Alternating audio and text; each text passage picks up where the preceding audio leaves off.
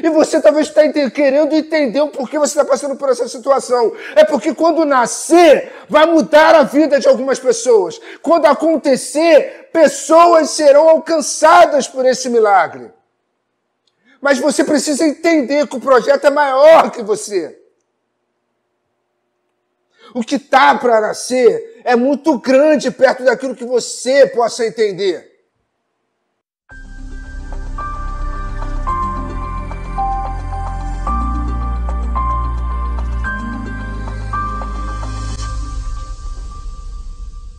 Eu queria falar hoje sobre abortar sonhos. Sobre como vivemos dias em que é muito fácil abortar sonhos. Como hoje a gente não tem tantas responsabilidades com os sonhos. Como a gente não faz questão, nem um pouco, de entender os sonhos, não só os não realizados, aqueles dos quais Deus não quer que nós realizemos, mas sim de sonhos que Deus não quis que você tivesse para preservar a sua vida. Abram comigo 1 Samuel, no capítulo 1.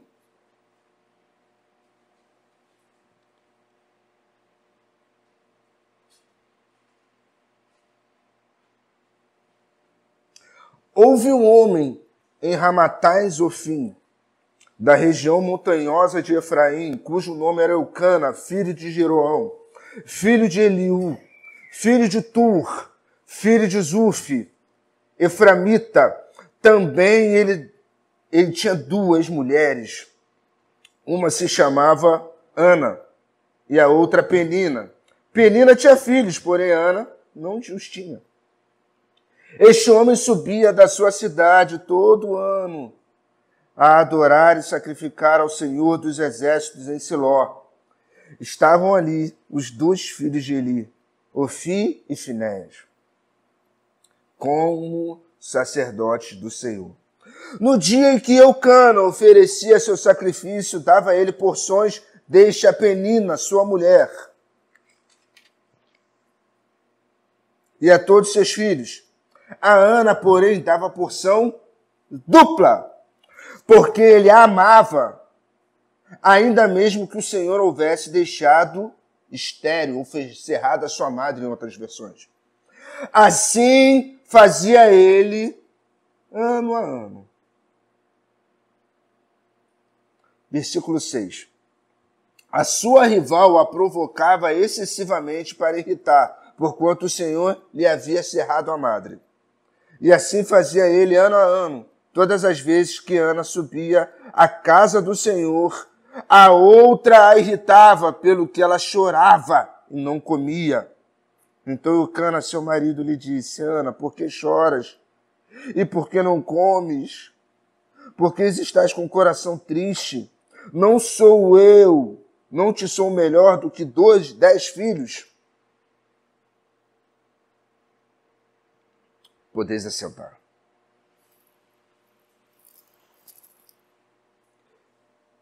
Irmãos, o aborto ele só acontece com potenciais para nascer. Não há aborto quando não há o potencial nascimento. E o que é abortar sonhos? Quando a gente gera expectativas de promessas, desejos que se frustram e não se concretizam. Você tinha olhado, e muitos vivem isso em sonhos, em casamentos, ministério, projetos, filhos, até filhos espirituais, vocação. E você ouve as vozes, até mesmo dos seus próprios questionamentos, do seu eu, perguntando por quê.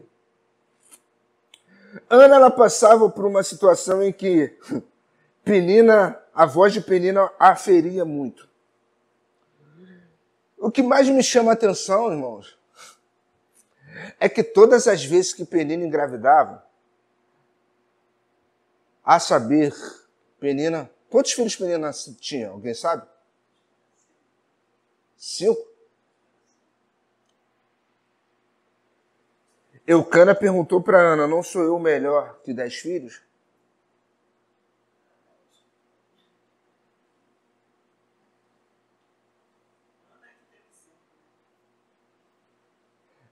E o mais engraçado disso tudo é que em momento nenhum você vê na história do caminho, do trajeto, todas as gravidezes de Penina, Ana a invejando. Como é que você tem uma terra? Vamos fazer uma conjectura.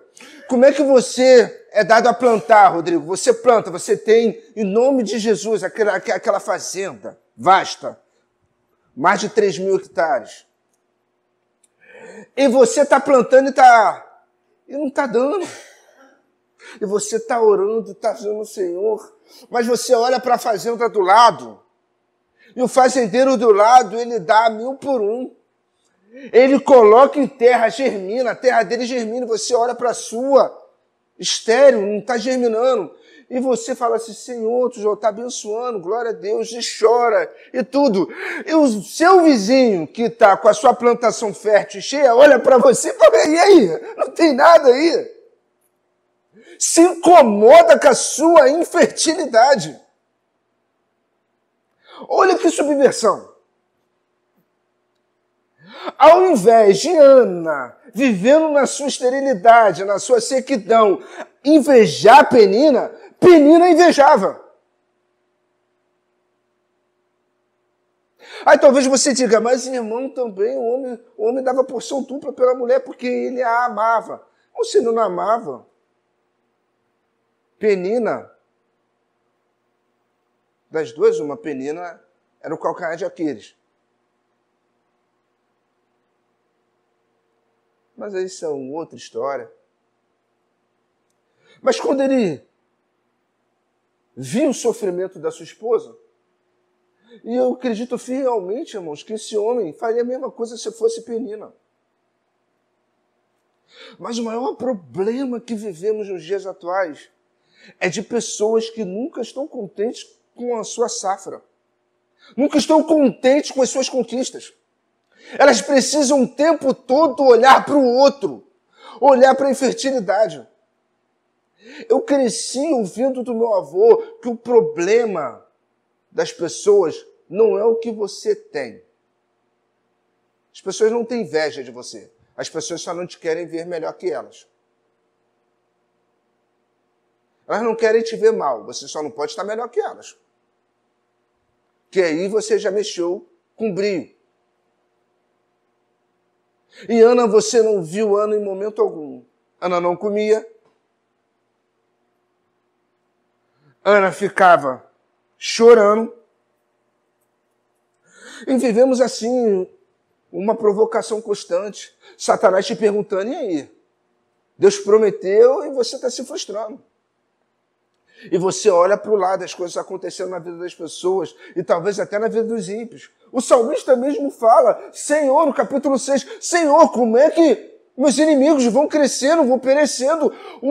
O justo, como eu, não tem vivido a vida farta que os perversos têm vivido.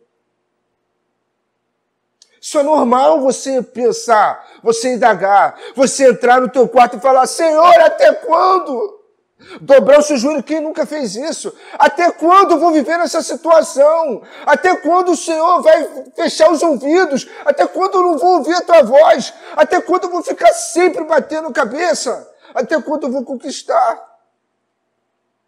Até quando eu vou viver um ano, Senhor, em que eu vou experimentar dos prazeres da graça que o Senhor tem na minha vida?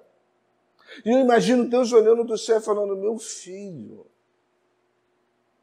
você só vê a tempestade, mas não vê o barco, você não vê os livramentos, você não viu como você passou pelas ondas, o quanto você está sendo talhado.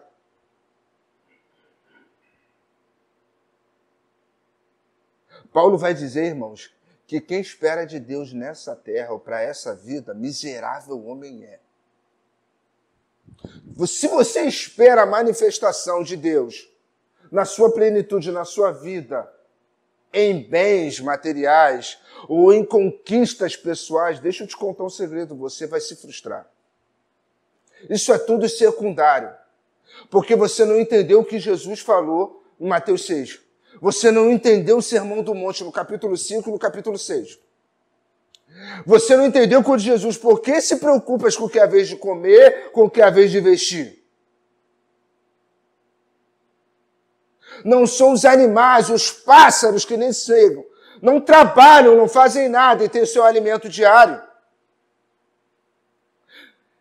Olha que ele foi falar uma coisa profunda, nem Salomão, com toda a sua sabedoria, o homem mais sábio do mundo, se vestiu como os lírios do campo. E aqui eu volto a dizer, talvez você está olhando para coisas tão grandes que está esquecendo dos detalhes. A vida com Deus é feita de detalhes. E quando você perde os detalhes, você perde o foco. Quando você olha para si e fala assim, Senhor, não tem tantos anos dentro da faculdade para estudar, eu não estou conseguindo um emprego que eu quero. Ei, mas espera aí, ele te deu algo. Mas nem tudo está sobre o governo de Deus. A sua vida está sobre o seu governo. Mas se você possa submetê-la à vontade de Deus. Você ter submetido tudo da sua vida às vontades de Deus? E talvez você questione, Deus, eu quero. E tem tanta gente que fala, em nome de Jesus eu vou ter esse carro. E Jesus deve falar assim, meu nome tu não vai ter nada não. Primeiro você precisa resolver o teu nome antes de querer alguma coisa no meu nome. Limpa teu nome primeiro. Acerta as tuas coisas primeiro. Que talvez você consiga alguma coisa no meu nome. Alinhe a sua vida para que o seu nome faça você chegar a algum lugar, conquiste algumas coisas, antes de projetar o nome de Deus nela. Não, irmãos, eu tenho que falar tudo em nome de Deus. Sim. Sim, em nome de Jesus. Sim. Mas como é que o seu nome está? Como o reino espiritual tem visto o teu nome? Os demônios temem quando fala assim, fulano, aquilo ali é assim com Deus. Ixi, não dá. A gente precisa tocar em pessoas paralelas a ela, na sua circunstância, porque ela não dá. Aquilo ali tem um mistério com Deus tremendo.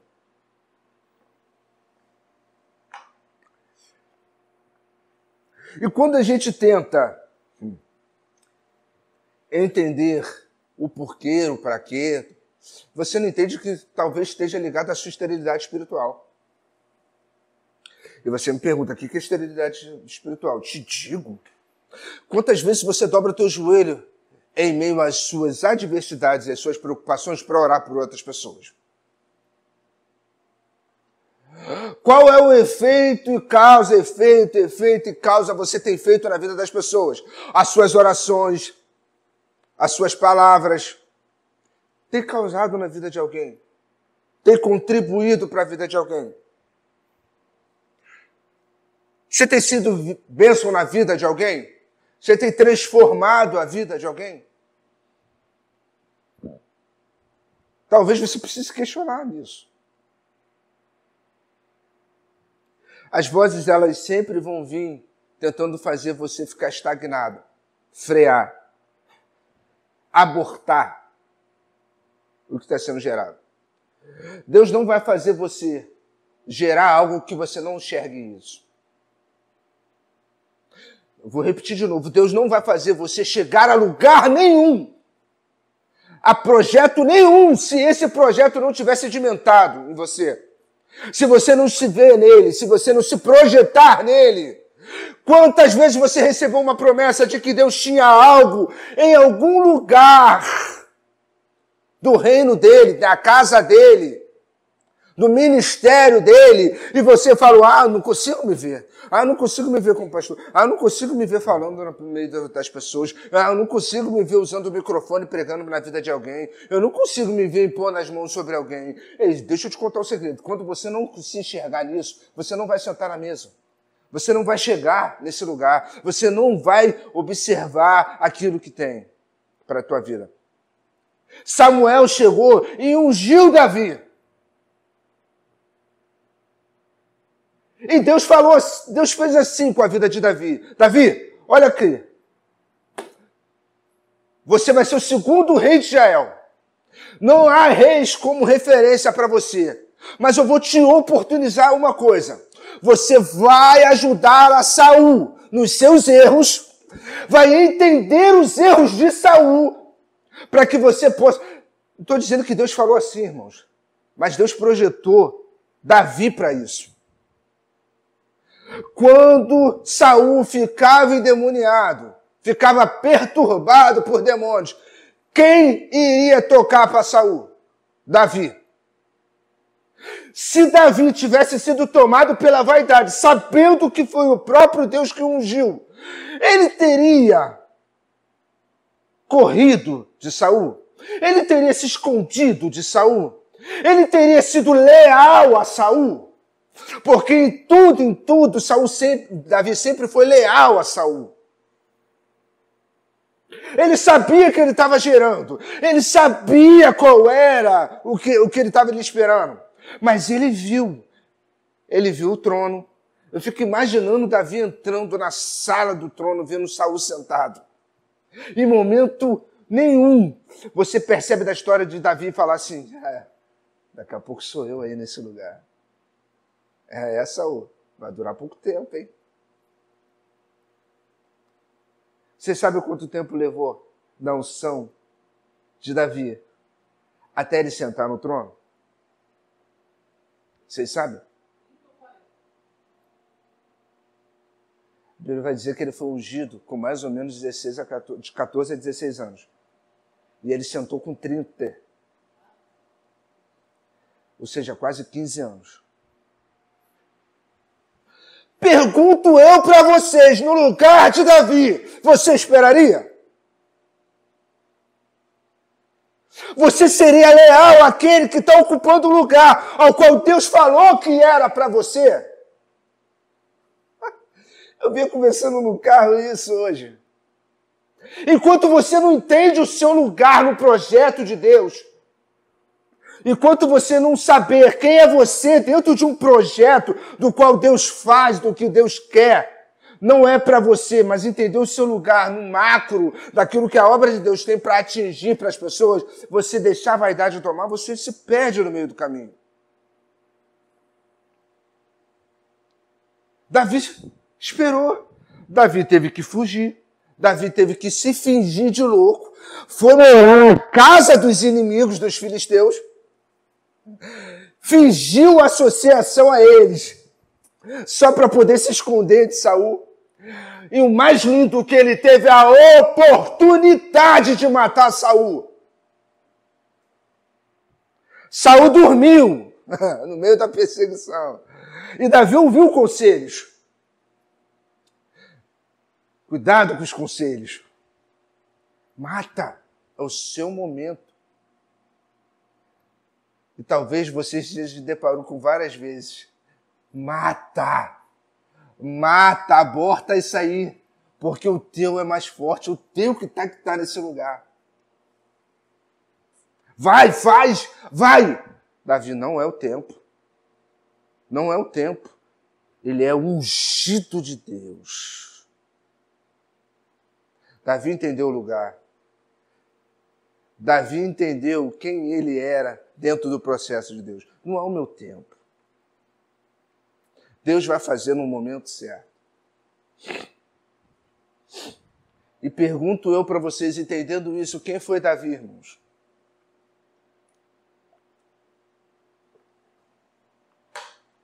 Quantos reis depois de Davi vieram? Inúmeros. Até Israel ser dividido. Até ser tomada. Mas pergunto eu para vocês, qual é o rei em que, quando você fala sobre reinado de Israel, o primeiro nome de um rei que vem à sua mente? E qual o rei que a Bíblia falou? A Bíblia fala lá em Apocalipse que você vai chegar no céu e vai reconhecê-lo como rei. e que o seu reinado é eterno. Olha que profundidade, irmãos. Eu estou falando de sonho, tá? De aborto. E quando você entende o seu lugar, Deus também entende o seu lugar no reino dele. Você vai chegar no céu e vai entender que lá ainda tem a Trindade, mas tem um rei no meio da Trindade. Davi. E o mais lindo, em que a Bíblia vai dizer que Ana ia ao templo.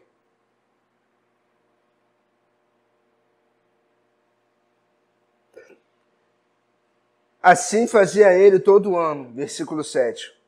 E todas as vezes que Ana subiu à casa do Senhor, a outra irritava.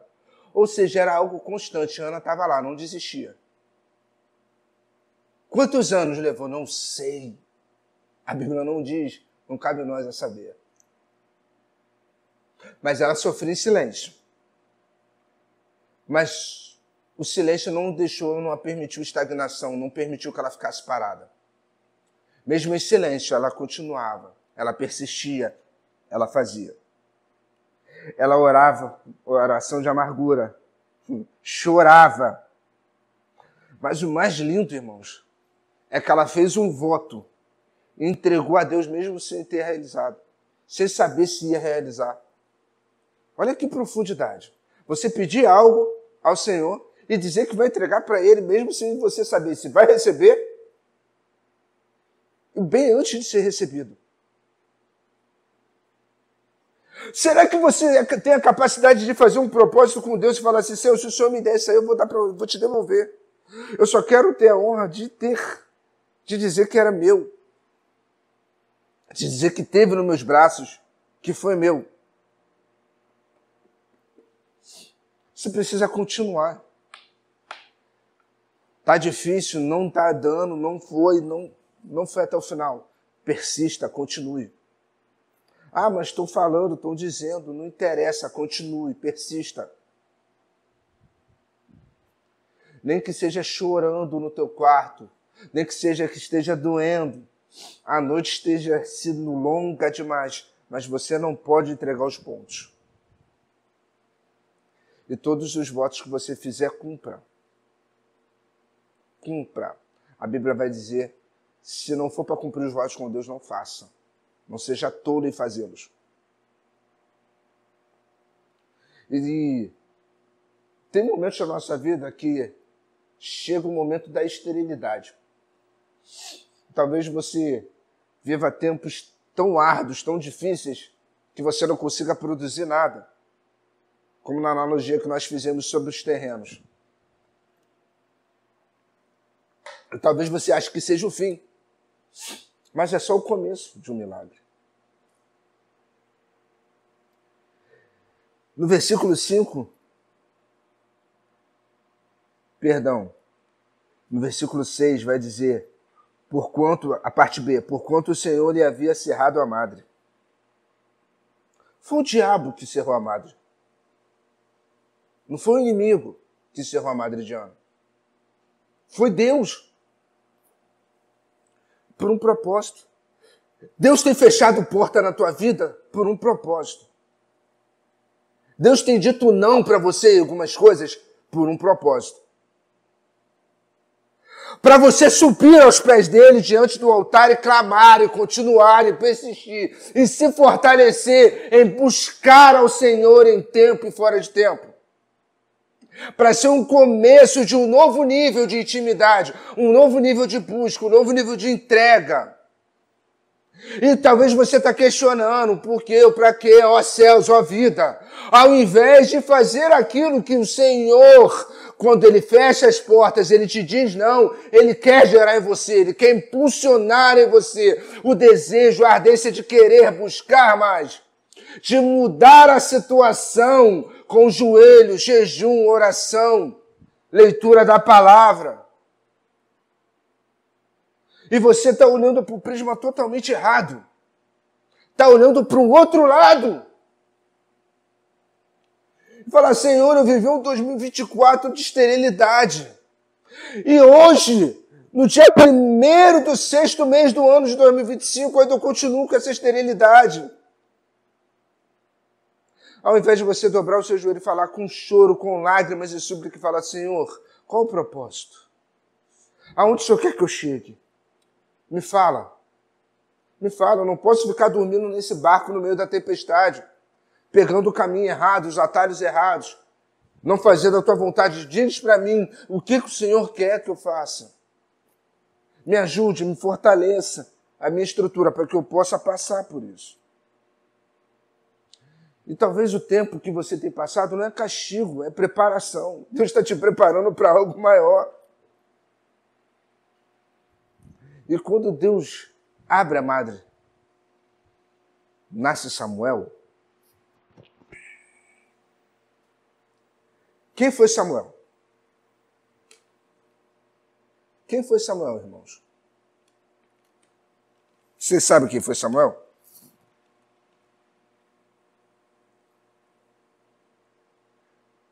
Samuel mudou a história de Israel.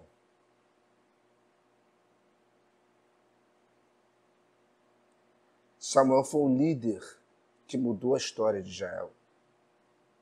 Ungiu 2 reis. E até hoje é referência de sacerdócio,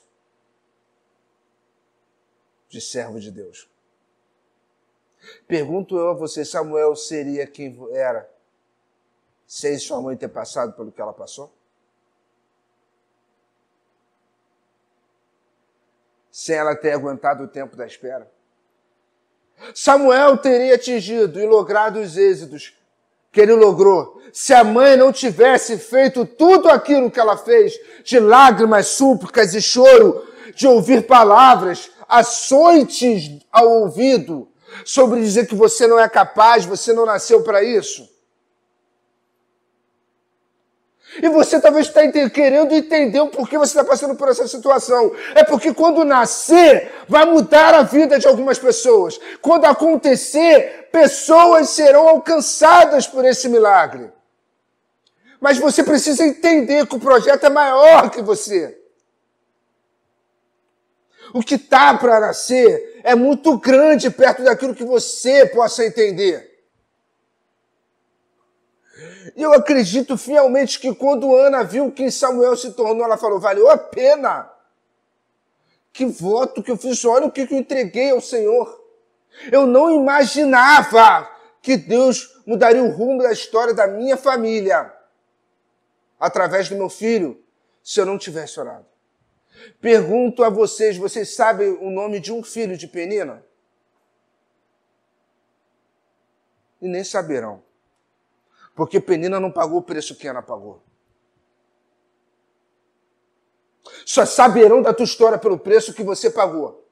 Só saberão do nascimento e daquilo que foi grande na vida das pessoas, ou daqueles que o cercam, que te cerca, pelo que você passou, pelas lágrimas que você derramou, pela entrega que você fez. Entenda do que você tem passado, vai muito além daquilo que você acha que o dia de amanhã vai mudar. Não é isso. É sobre a grandiosidade daquilo que Deus tem gerado em você. Deus tem gerado coisas grandes. E quem passa por facilidade nem é lembrado. Mas quem passa, como diz o salmista, jogando a sua semente, orando e chorando, alcançará consigo os seus molhos. Alcançará a grande safra. Você precisa ignorar as palavras. Você precisa ter o entendimento de que Deus tem o controle de tudo. Ele está no controle de tudo. Até quando tudo parece que está devastado, Ele está no controle de tudo. Mesmo que você esteja diante da morte, Ele está no controle de tudo. Mas eu não sei o dia de amanhã, mas ele não falou para você se preocupar com o dia de amanhã. Você não conseguiu nem produzir o dia de hoje com tudo aquilo que ele queira que você produza e você está se preocupando com o dia de amanhã. Tem gente que acorda com amanhã e nem produziu nada no dia de hoje. Não fez nem metade, não conseguiu nem sair da cama, da estagnação, da procrastinação e já quer pensar no dia de amanhã. Não fez o mínimo hoje, já quer saber do amanhã. Então tudo aquilo que Deus tem colocado na sua vida é por um propósito. Se Deus tem entregado algo na tua mão, é porque Ele sabe da tua capacidade. Ele sabe que você é capaz. Se Ele te deu esse presente, fez você gerar, é porque Ele tem total confiança em você. Ele sabe que você é capaz. Se Ele entregou os seus filhos na sua mão, se Ele entregou o governo de pessoas na sua mão, é porque Ele sabe que você é capaz de forjar e formar grandes homens e grandes mulheres. E talvez você olhe para os seus filhos e fale assim: Senhor, vai ser difícil manter, sustentar. Não, é o que essa geração tem visto. É o que tem pregado aí fora. É difícil botar o filho no mundo desse. Tá difícil para isso, tá difícil para aquilo, tá difícil para lá. Mas quando Deus te olha, Deus vê que tem uma capacidade tão grande em você. Fala: eu estou te entregando porque eu sei da tua capacidade.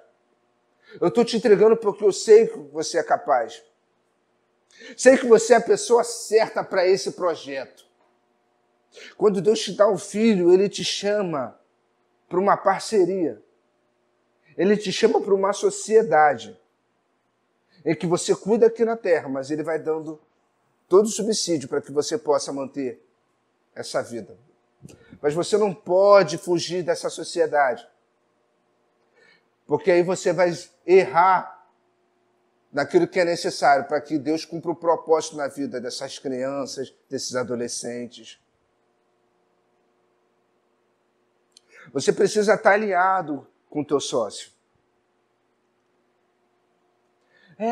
Ele entregou, ele prestou o governo durante um tempo, porque daqui a pouco esse governo não vai ser seu, vai ser dele. Mas quando você se alinhou com quem te presenteou e quem te emprestou essa vida para que você governasse durante um tempo, e você vai olhar para esse trabalho e vai falar: Senhor, foi difícil, mas valeu a pena. Porque agora são grandes homens e mulheres de Deus. Está cumprindo o propósito que o Senhor tinha na vida dela. Seja pastoral, ministerial, aonde for, o Senhor está cumprindo, porque foi o Senhor que me entregou. Foi difícil, Senhor. Quantas vezes eu tive que me matar trabalhando para conseguir pagar colégio, pagar isso, pagar aquilo. Mas valeu a pena, Senhor.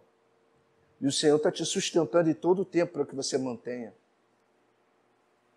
Oxalá, se nossos filhos soubessem todos os sacrifícios que nós fizemos para que eles estivessem aqui hoje. As noites mal dormidas, as preocupações, deixar de comer para que ele coma.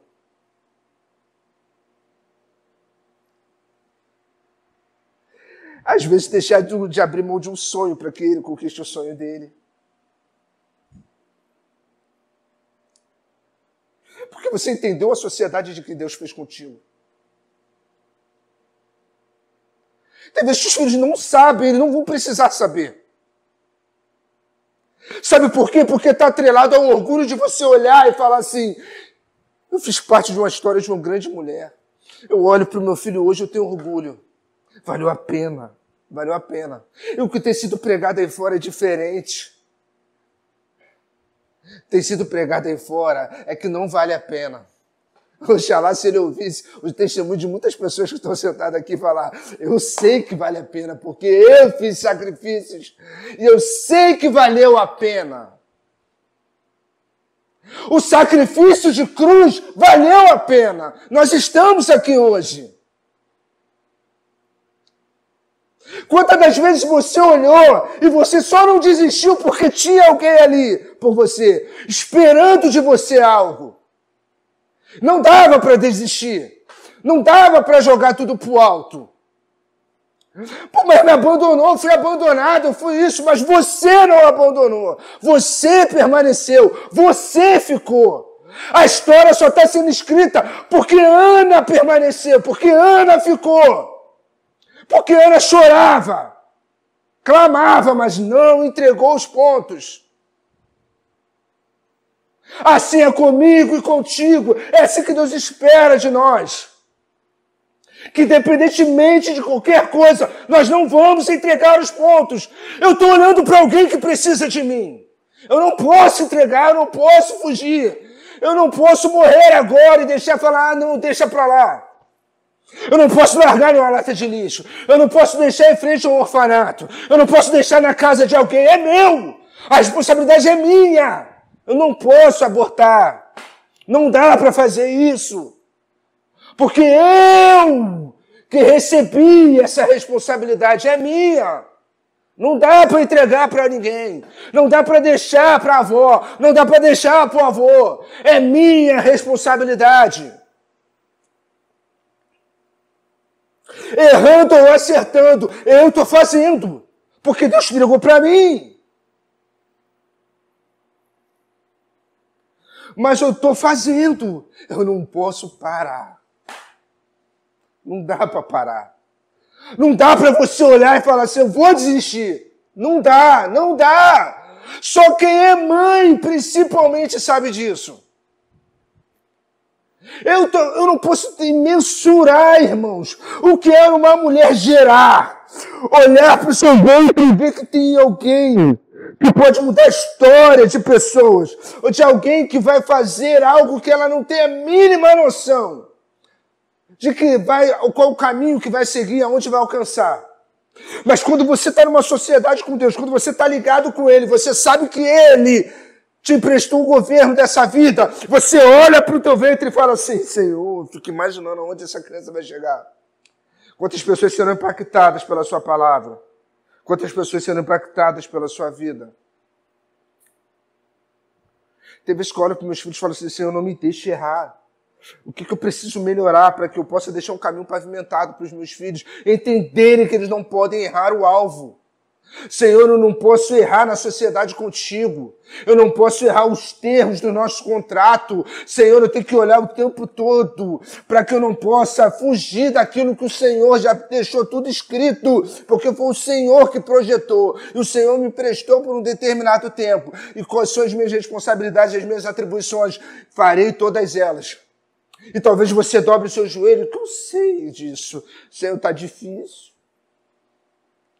Talvez amanhã eu não sei nem o que ele vai comer, Senhor. Eu não sei nem o que ele vai fazer, mas se o Senhor entregou para mim, eu vou conseguir. Deus confia muito mais na nossa capacidade do que a gente mesmo.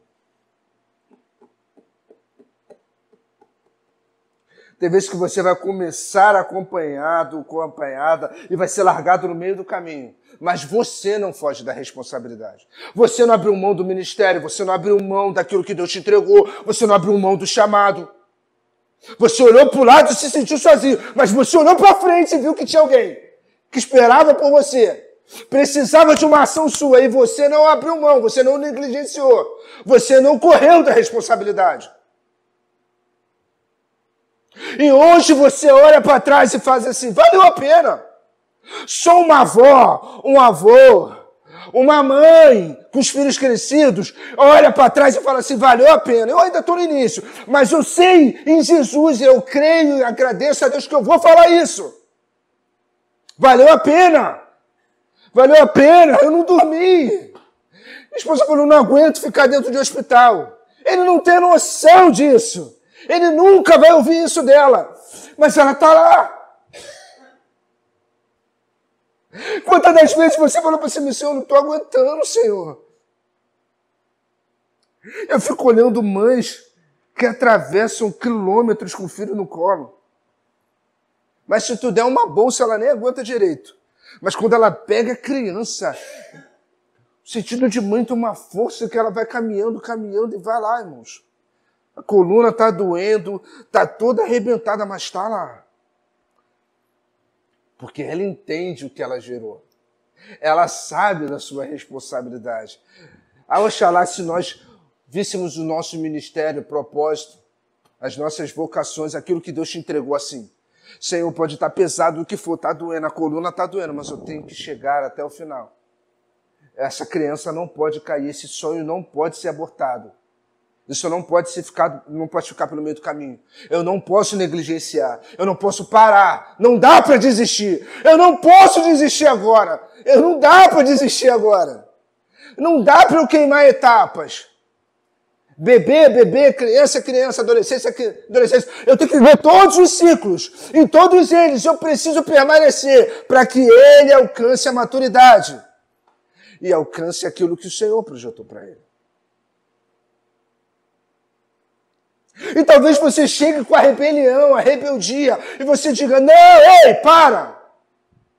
Para, não é assim. Mas agora eu sou dono do meu nariz. É, sim. Mas ainda está sob minha responsabilidade.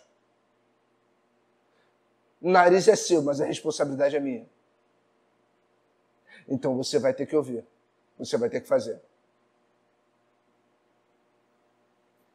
E tem muita gente que talvez chore pelo excesso, mas nunca possa chorar pela omissão. Não se omita. Não seja omisso. Não deixe que aquilo que seja abortado na tua vida seja culpa de alguém. A culpa é sua, a responsabilidade é sua. Dos erros e acertos é seu.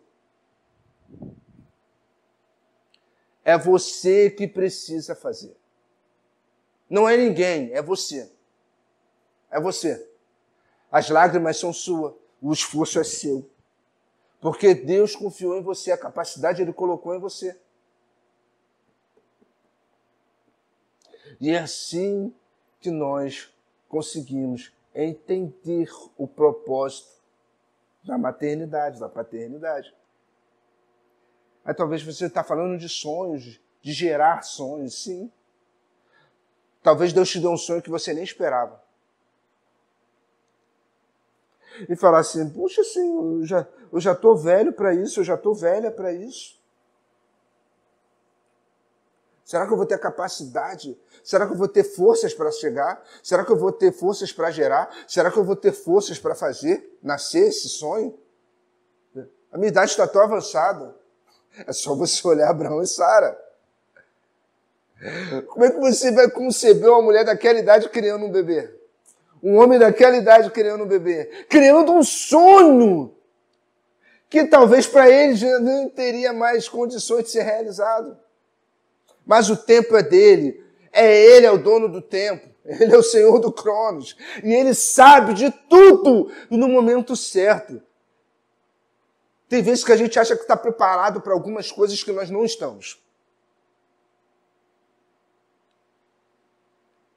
E talvez a gente ache que pode conseguir coisas que nós não estamos preparados para ela. E talvez você não esteja nem que não esteja preparado para elas, você não está preparado para a responsabilidade que elas vão te trazer. Porque não é fácil. Não é fácil. Não é fácil não dormir. Não é fácil ficar acordado. Não é fácil ficar com fome. Mas o mais lindo de ficar com fome é você olhar e ver o sonho sendo alimentado. A sua fome se sacia, a sua saciedade se vê na saciedade do outro, do seu sonho. E talvez você olhe e fale assim, eu estou com fome, mas eu estou tão feliz, eu estou tão saciado de alegria, vendo que ele não está com fome. O sonho está sendo alimentado, o sonho está bem, está crescendo, está forte.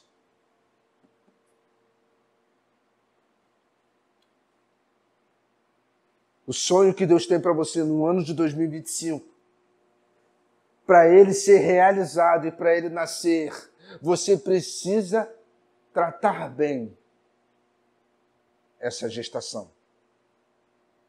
Para de ser abortador de sonhos. Para de olhar para quem está gerando e preocupando se está se alimentando certo, se está fazendo errado. Cada um cuide da sua gestação. Se preocupe com a sua em alimentar-se bem, em fazer bons exercícios, para que esse sonho nasça da forma que Deus quer que ele nasça. Vá muito além do que você pensa. Talvez você ache uma coisa tão pequena, tão simples. É só uma criança. Mas você não sabe o que poder que Deus vai dar a essa criança, aonde vai chegar. E é por isso que os opositores de Penina serão na tua vida. Virão para falar, você não é capaz. Da onde você veio? Quem é você para estar onde está? Quem é você para chegar? Quem foi seu pai e sua mãe? Você não é ninguém. Qual é a sua linhagem? Qual é a sua origem? Mal sabem eles que Deus quer começar a linhagem diferenciada na sua vida através desse sonho que você já gerado. Que Ele está te dando para que você possa entender que vai mudar a história de pessoas. Mas você precisa fazer a sua parte. Você precisa se cuidar. Você precisa fazer com que as coisas nasçam. E o mais lindo disso tudo, você precisa entregar para Deus. Nessa sociedade, você precisa entregar todos os dias. Você precisa prestar conta todos os dias. Você precisa falar, Senhor, está aqui, ó. Hoje talvez eu me excedi, hoje eu gritei, hoje eu falei, hoje não estava bem, mas está aqui, eu tentei, eu fiz. É isso que eu preciso fazer. Talvez há pessoas aqui nessa manhã que estejam vivendo o sonho abortados. Que passou os anos vivendo de abortos. Sem entender o porquê. Sem entender o para quê. Ao invés de olhar para si mesmo e saber se no meio das gestações desses sonhos você se alimentou certo. Fez tudo o que deveria ser feito para que o sonho nascesse saudável. E talvez esse aborto acontecesse para que esse sonho não nascesse com deformidade. Deus não gera sonhos, não faz sonhos nascer com deformidade. Quando Deus te faz gerar um sonho, Ele não vai deixar que ele nasça com deformidade.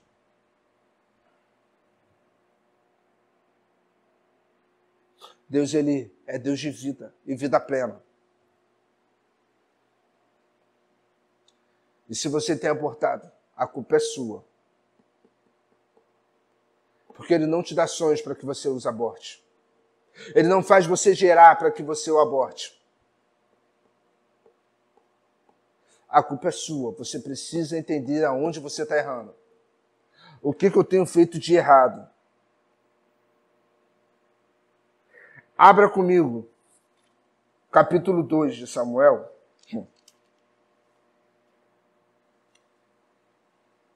Versículo 20.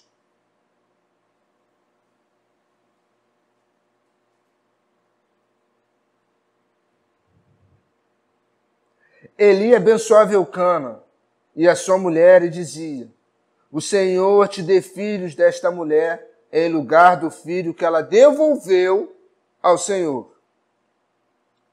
E voltavam para sua casa. Abençoou, pois, o Senhor a Ana. Ela concebeu e teve 3 filhos e 2 filhas. E o jovem Samuel, que crescia diante do Senhor. O Senhor triplicou o que Ele deu para ela. Sim, 3 homens e 3 mulheres.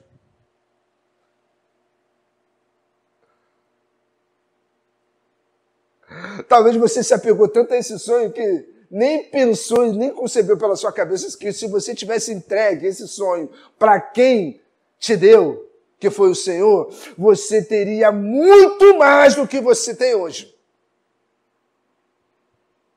Você estaria num patamar muito maior do que você está hoje. Mas talvez você se apoderou dele. Isso é meu. O dom é meu. Isso é meu. É coisa minha. Casa é minha. Emprego é meu. Fui eu que consegui, fui eu que fiz. Talvez esqueceu de agradecer e de devolver. Senhor, toda a honra, toda a glória é tua, é teu. Foi o Senhor que me deu, o Senhor que me emprestou. O governo é teu. Se você talvez tivesse feito isso, irmãos, talvez não, se você tivesse feito isso, você experimentaria da multiplicação do que o Senhor faz na vida daqueles que entregam a Ele. Vamos parar de ser meros abortadores dos sonhos de Deus nas nossas vidas. Não só vamos gerar, como vamos ser agentes de milagres para aqueles que estão gerando. Olhar para aqueles que estão gerando e talvez no meio da nossa infertilidade, no tempo de infertilidade na nossa vida, a gente começar a ajudar aqueles que estão gerando, presentear, sonhar com eles e falar assim, vai dar tudo certo, vai nascer lindo, saudável, grande. É entendendo isso no meio da tua infertilidade, entendendo os sonhos que estão sendo gerados na vida das outras pessoas, você vai ser um abençoador, um agente de milagres, que vai experimentar do extraordinário do Senhor na sua vida. Amém, irmãos? Se coloque de pé nessa manhã.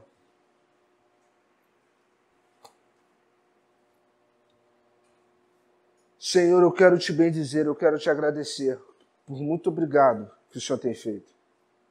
Muito obrigado, porque em tudo o Senhor tem nos guardado. Em tudo o Senhor tem agido com ações de graça. Obrigado pela oportunidade que estamos aqui na tua casa, diante da tua mesa, entendendo que valeu a pena. Valeu a pena para que nós estivéssemos aqui hoje, valeu a pena a morte de cruz. E eu preciso fazer valer a pena esse sacrifício. Eu preciso honrar esse sacrifício.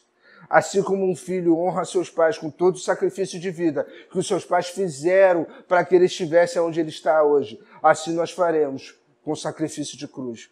Honrar o teu sangue espargido na cruz, cada gota e cutícula de sangue que o Senhor se deu por nós. Muito obrigado, Senhor. Nós queremos te bendizer e te agradecer por essa palavra. E dizer muito obrigado por tudo que o Senhor tem feito. Muito obrigado por não nos fazer desistir no meio da luta, por não nos fazer desistir no meio da prova. E em meio às dificuldades nós conseguimos, nós fizemos e vamos continuar fazendo tudo aquilo que o Senhor quer que nós façamos para alcançar as promessas que o Senhor tem nas nossas vidas. É o que nós te bendizemos, já te agradecemos, em nome santo, seu Filho amado Jesus. Amém. Podeis assentar.